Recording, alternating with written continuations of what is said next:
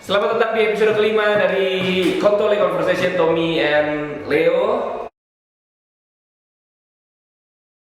Fred, ini ada pertanyaan yang masuk Apa nih? dari Instagram gue seputar episode yang kemarin. Kita kan sempat ngebahas sedikit soal Ordo yang di Temanggung, di Roseneng yang dia diam, ya, OCSO yang mengambil sifatnya Benediktin gitu ya. Regulanya Benediktin, dia nggak ngomong sama sekali. Kalau mereka lagi butuh banget komunikasi, pakai apa dong kalau nggak ngomong sama sekali? Tulis bisa atau bahasa isyarat.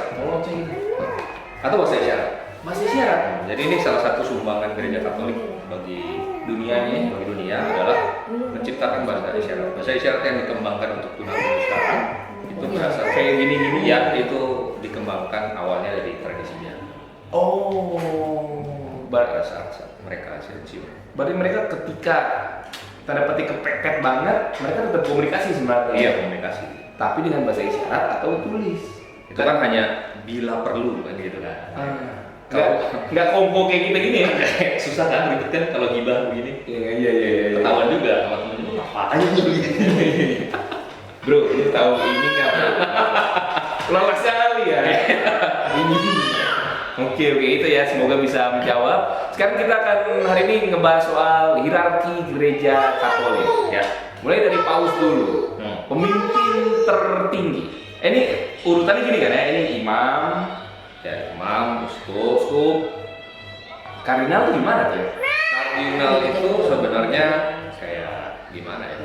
Kardinal itu para penasihat paus sih sebenarnya. Ya sering juga disebut sebagai putra mahkota gereja. Oh, mereka sebenarnya nggak distruktur ya? Enggak sih. Tahbisan tuh sebenarnya mentok di paus. Jadi yang paling bawah tuh bukan imam, yang paling bawah tuh diakon. Oh, diakon. Bisa diakon dulu, Imam, uskup udah mentok. Jadi tahbisan tertinggi itu di uskup. Kan paus juga pemilihan, bukan ditabiskan.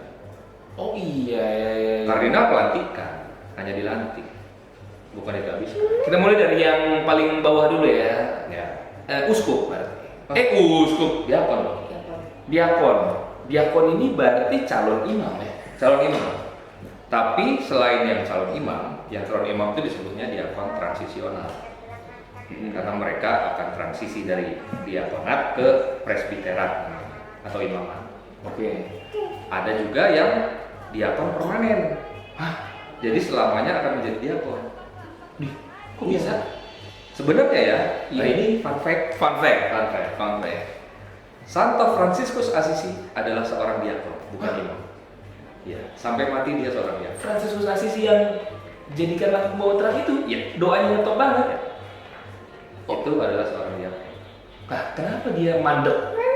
Ya, Tidak gini. karena memang pada saat itu entah ya, mungkin dia memilih untuk itu sih. Jadi dia justru memilih orang lain untuk ditabiskan menjadi imam ketimbang dirinya sendiri. Jadi Dia kepala dia yang diakon gitu. Iya, diakon saja. Hanya diakon. Diakon itu artinya pelayan, simple pelayan. Server, minister gitu. Wow, Gitu. edgy sekali ya. Diakon kita yang pertama itu adalah Santo Stefanus yang dirajam. Oh, dalam gereja Katolik maksudnya? Diakon pertama kita? Ya dalam Kristianitas, bahkan sebelum gereja terpecah dengan skisma besar dan Protestan Reformasi. Oh, itu Santo Stefanus, dia diakon. Itu diakon. Jadi dia nggak bisa mimpin ibadah misa gitu, nggak bisa ya? Nggak bisa, tapi dia bisa diakon permanen itu bisa membacakan Injil,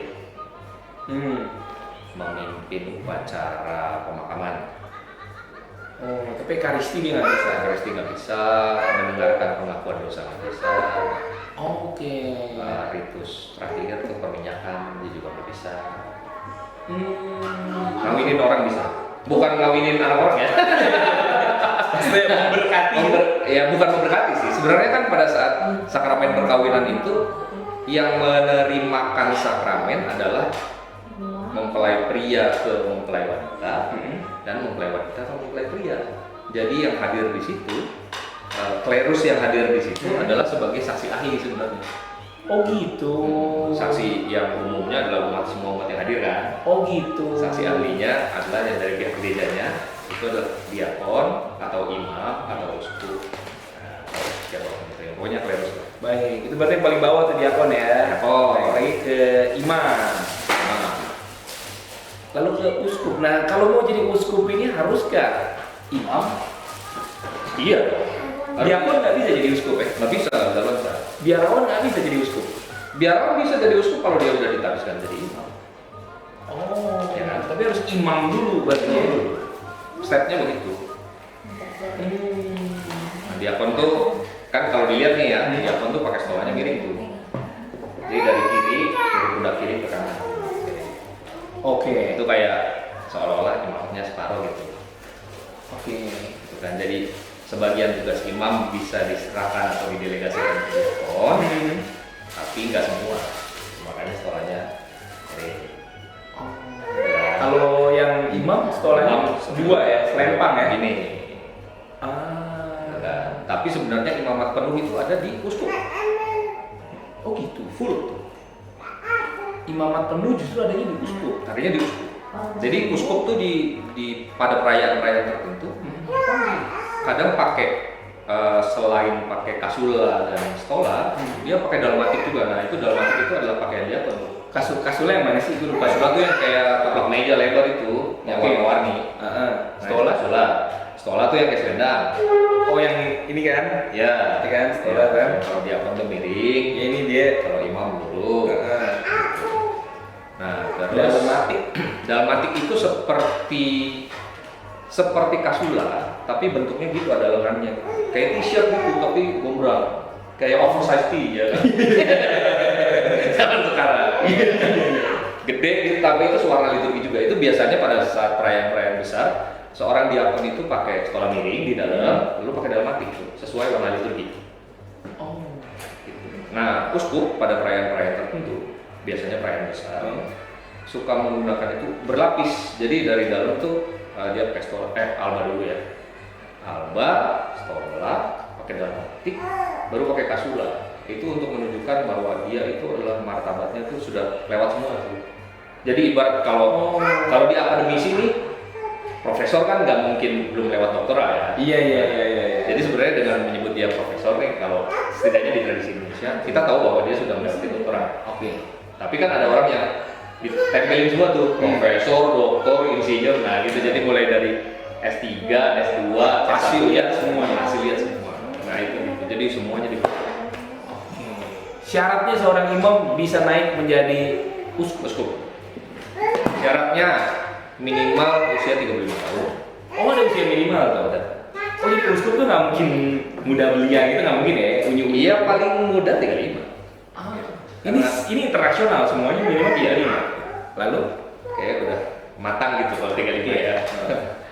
35, terus minimal sudah menjadi imam selama 5 tahun. Oke. Gitu. Jadi kalau baru ditabiskan 35 tahun, ya harus jadi imam dulu 5 tahun. Oke. Kan? Terus minimal S3. Wow. Ya. Bu. Akademik cupu-cupu jangan harap jadi uskup tuh ya. Kan kalau jadi imam udah S2. Iya. Masa uskupnya S2 aja Iya, nggak bisa ya. S3. S3. Atau biasa. Wow. Bahkan kita punya uskup yang profesor dua di Indonesia. Siapa aja? Kardinal Soeharyo itu profesor, Uskupnya Jakarta. sama Monsinyur Widianto Malang. Malang itu profesor. Wow. Singkat sekali ya menjadi mereka ya. Seram ya. Dan ini yang paling penting, last but not least, Adalah track recordnya bagus. Jadi kalau ada cacat sedikit, nggak bisa jadi uskup. nggak bisa. Jadi lu mau doktor kek, mau profesor kek, udah 10 tahun, 15 tahun jadi imam kek, pokoknya secara akademis lu brilian lah gitu ya. Iya. Tapi ada kesalahan kecil aja, Nggak bisa jadi uskup. Nggak bisa. Pantes ya. Mantes ada imam-imam yang abadi itu ya. Iya kan? ya. Yang Padahal dokter ya. Iya. Ya pertimbangannya banyak sih sebenarnya, karena kan kebutuhan uskup sama kebutuhan imam kan Beda. nggak sebanding kan. Iya. Kan uskupan pasti lebih sedikit daripada paroki. Nah, the best of the best of the best. Nah, udah gitu uskup kan biasanya sampai mati. Walaupun sekarang disarankan begitu masuk umur 75 mengajukan sebelum umur 75 mengajukan pengunduran diri. Supaya pas umur 75 tuh dia bisa, karena kan prosesnya lama ya, paling nggak 3 tahun sebelumnya gitu. Wow. Gitu. Ya sebelum ada yang kosong tahtanya kan nggak akan ada pemilihan uskup. Oh iya benar. Ya kan? Ya uskup kita yang sebelumnya Julius Darmatmaja kan belum wafat, kok udah diganti ya?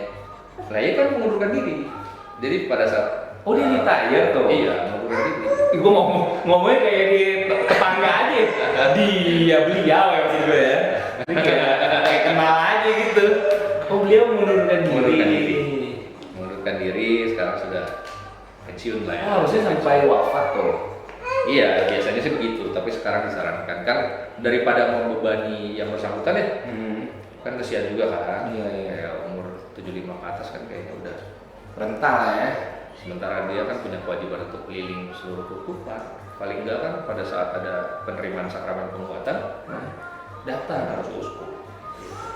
Berarti Paus kita Yohanes Paulus II melayani sampai wafat tuh gokil juga tuh orangnya.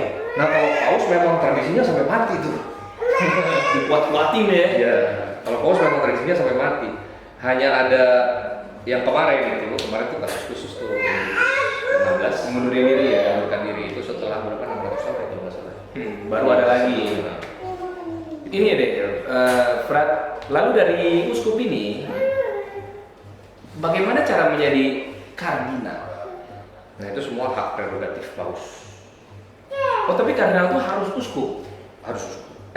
Tapi dulu pernah ada kardinal yang bukan uskup. Jadi dari imam jadi kardinal. Oh jadi kardinal itu bener-bener haknya si paus deh. Iya. Toh ini penasehat dia, jadi karena dia. terserah gitu. Mau diakon boleh? Nggak mungkin ya? Kayaknya sih enggak ya. Kayaknya minimal imam kayaknya ya. Oh. Gitu. Wow. Tapi ya kalau misalnya kardinalnya ternyata wah ini karena kardinal kan dia pasti berhak untuk ikut konklaf gitu. Ya kan, atau dia harus mempelai sebuah uskupan gitu. Ya mau nggak mau harus ditapiskan uskup dulu. Oh gitu. Gitu. Jadi supaya dia full dulu tahbisannya. Oh. Tapi secara teknis bisa saja seorang imam menjadi kardinal itu bisa. Karena balik lagi itu haknya paus. Nah, paus ini siapa? Kalau hierarki paling tinggi itu di uskup, paus ini siapa berarti? Paus itu sering disebut sebagai primus inter pares. Primus inter pares. Primus itu prime ya nomor satu, tapi di antara yang sederajat.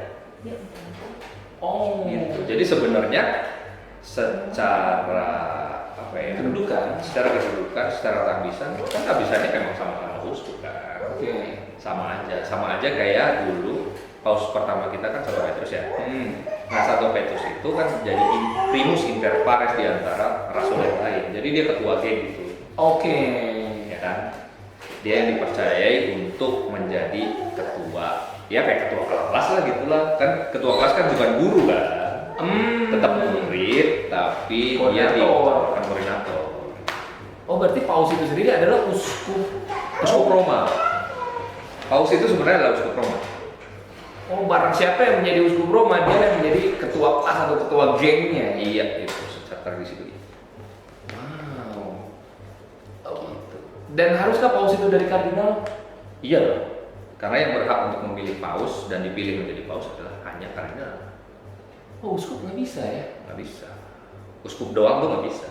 Harus kardinal. Ya makanya mereka sering disebut sebagai pangeran atau putra mahkota gereja karena memang mereka yang akan meneruskan monarki. Oh calon paus. Calon paus. Oke. Baiklah.